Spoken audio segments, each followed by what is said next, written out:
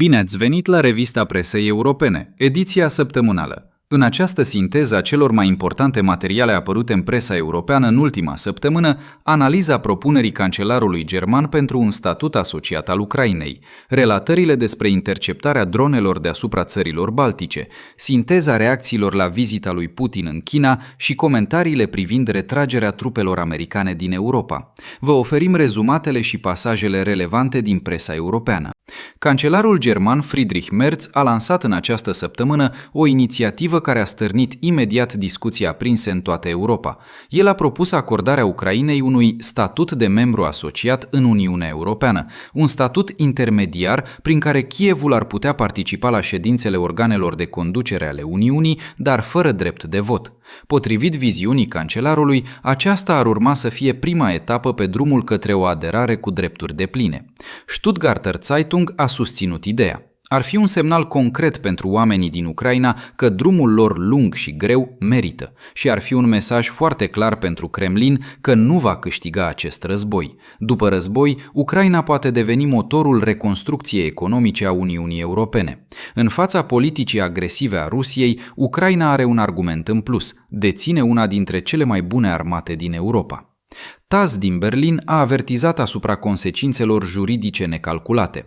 Merz vrea să activeze promisiunea de asistență reciprocă prevăzută în tratatul privind Uniunea Europeană. Statele UE s-ar putea trezi dintr-o dată obligate să vină în sprijinul Kievului dacă războiul cu Rusia ia o nouă întorsătură. Ce anume ar însemna asta, nimeni nu știe. Merz a spus din nou ceva impulsiv, fără să gândească, iar consecințele nici măcar nu pot fi prevăzute. Der Standard din Viena a tratat inițiativa realist. O aderare deplină a unei țări aflate în stare de război este imposibilă din motive formale și Merz știe asta foarte bine. Ziarul subliniază că, de facto, integrarea Ucrainei are loc deja. Niciun alt candidat nu a primit atât de multe credite și subvenții. În paralel, publicația consideră că față de Rusia este nevoie de o strategie dublă: presiune și sancțiuni combinate cu diplomație. Cea mai dură reacție a venit din partea portalului ucrainean Europeiska Pravda. Un editorialist a văzut în propunerea lui Merz nu un act de sprijin, ci o capcană. Drumul propus de cancelar va îngheța șederea noastră în antecamera Uniunii Europene pe ani de zile, în vreme ce alți candidați vor avansa, inclusiv Moldova.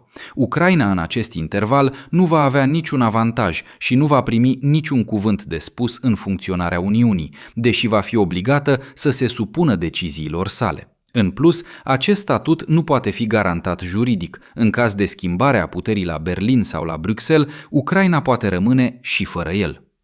Dronele de deasupra țărilor baltice. NATO a deschis focul pentru prima dată. Adăposturile nu au fost suficiente. În ultimele zile, țările baltice s-au confruntat cu ceea ce până nu de mult părea imposibil. Avioanele NATO au doborât pentru prima dată o dronă în spațiul aerian al alianței. Un avion F-16 românesc a declanșat interceptarea deasupra unui lac din Estonia. Și la Vilnius a fost alarma aeriană. Locuitorii au fost rugați să se adăpostească. În Letonia, la începutul lunii mai, coaliția de guvernare s-a prăbușit pe fondul disputelor despre cui aparțineau dronele care au căzut pe teritoriul țării și cine este responsabil. Imaginea pe care o conturează ziarele baltice și europene este îngrijorătoare. Regiunea nu era pregătită nici din punct de vedere tehnic, nici organizatoric. Originea dronelor rămâne subiect de dispută. Săptămânalul elvețian Weltwoche a semnalat contradicția dintre două versiuni. Moscova susține că dronele ucrainene traversează spațiul baltic spre ținte din Rusia. Ucraina afirmă că Rusia însăși redirecționează dronele spre statele baltice prin mijloace de război electronic. NATO și UE se aliniază celei de-a doua versiuni. Să ne ținem de fapte incontestabile, iar ele sunt suficient de înfricoșătoare. Două părți beligerante transformă teritoriul NATO într-o zonă de operațiuni militare, concluzionează Weltwoche, adăugând că nu s-a ivit nicio inițiativă europeană de pace. Ziarul leton Neat Kariga atrage atenția asupra problemei dronelor în Letonia. Îndemnul de a te ascunde după ziduri înalte și de a nu te apropia de geamuri înseamnă, de fapt, descurcă-te singur. Letonia nu are nici sistem de respingere a atacurilor cu drone, nici sistem de protecție a populației civile, nici plan de acțiune pentru situații extreme, nici lege care să permită doborârea dronelor, nici armament pentru astfel de scopuri. În Lituania, alarma aeriană a scos la iveală o problemă de altă natură. Kauno Diena a scris acid despre modul în care s-a desfășurat evacuarea. Șeful statului a fost imediat dus în adăpost, iar deputaților li s-a ordonat să plece într-un loc sigur și s-a aflat că în adăpost nu erau suficiente locuri pentru toți. Deci problema se formulează astfel: cei pentru care nu a fost găsit loc s-au simțit ei în siguranță, cum spunea președintele Parlamentului, sau pur și simplu nu intrau în categoria oamenilor. Putin la Beijing, partener sau cerșetor? Vizita lui Putin în China în această săptămână a arătat prăpastia între imaginea festivă și balanța reală a puterii. În această alianță, Moscova arată tot mai mult ca un cerșetor, nu ca un egal. Presa europeană a fost surprinzător de unanimă în această evaluare. Formal, vizita a fost prezentată ca o întrevedere între egali. Putin a caracterizat relațiile ruso-chineze drept la un nivel fără precedent. Totuși, rezultatul principal așteptat nu a fost obținut. China a refuzat să semneze acordul pentru construirea gazoductului Forța Siberiei 2, prin care Rusia spera să livreze anual alte 50 de miliarde de metri cubi de gaz. La Stampa din Torino a consemnat reacția pieței. Acțiunile Gazprom la bursa din Moscova au scăzut imediat cu 3,5 puncte procentuale. Speranța că întâlnirea va fi foarte importantă, așa cum promisese înainte purtătorul de cuvânt al lui Putin, Dmitri Peskov, pur și simplu nu s-a împlinit. TASS din Berlin a descris o dependență profundă a Rusiei. Putin este practic constrâns să vândă în grabă gazul rus destinat pieței orientale, oferind reduceri mari. Xi stoarce Rusia ca o lămâie.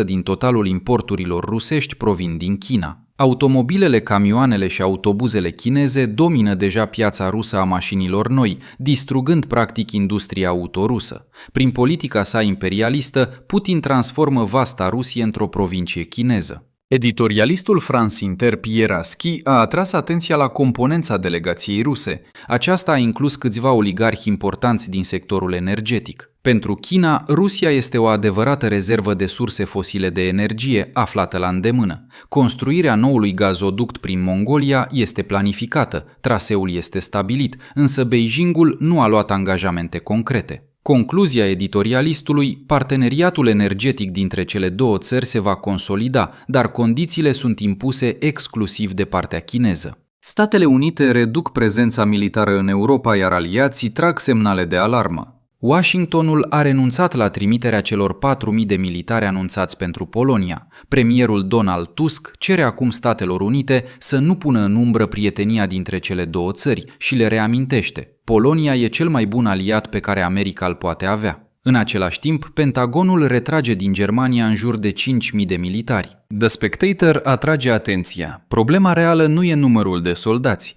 Mult mai îngrijorător este riscul de a pierde capacități militare pe care doar America le poate oferi. NATO depinde aproape în totalitate de Statele Unite în ceea ce privește tehnologiile spațiale, supraveghere și informații militare. Portalul lituanian Delphi analizează decizia Washingtonului. Există doar două concluzii raționale: fie serviciile americane de informații nu văd un pericol real din partea Rusiei, fie, dacă îl consideră existent, americanii nu sunt pregătiți să intre într-un conflict militar direct din cauza Europei de Est. Ambele scenarii sunt la fel de rele pentru Vilnius. Strategia globală a Americii se depărtează de angajamentele regionale, concentrându-se în schimb pe minimizarea propriilor riscuri. Săptămânalul polonez Tygodnik Powszechny remarcă o dimensiune neașteptată, economică. Retragerea trupelor americane din Germania înseamnă pierderea a mii de locuri de muncă. Și asta poate avantaja, în primul rând, partidul de dreapta populist Alternativa pentru Germania, care a obținut un rezultat record în alegerile locale din Bavaria. Motorul pentru AfD